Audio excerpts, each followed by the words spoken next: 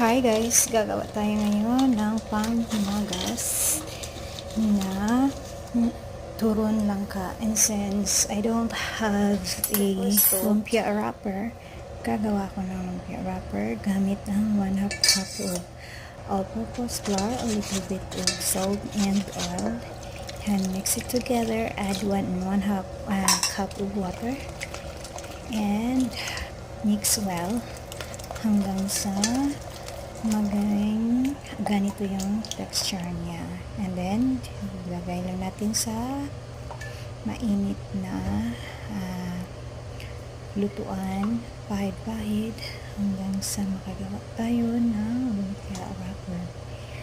And siguro mga 30 seconds lang natin siyang lulutuin, more, depende kung pwede na siyang kung maluto na siya. So maging ganito, pwede na kahit ganito.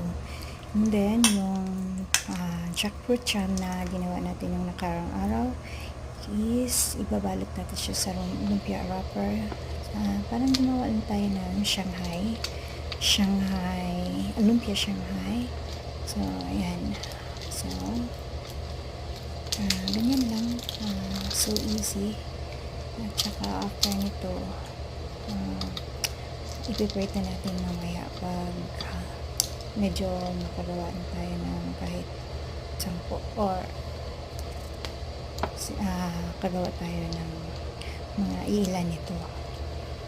And then masarap to siya panghimagas guys. So para na rin siyang sa yung sa pie sa Jollibee, yung apple pie, so ganun lang kasimple. Pag may mga langka kayo dyan na overripe, pwede nyo gawin na ganito. Masarap siya panghimagas.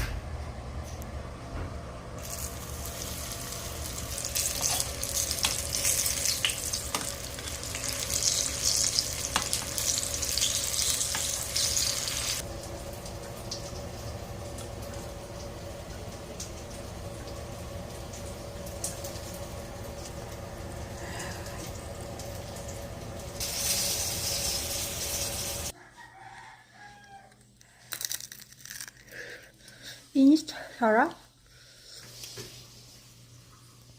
Sarap.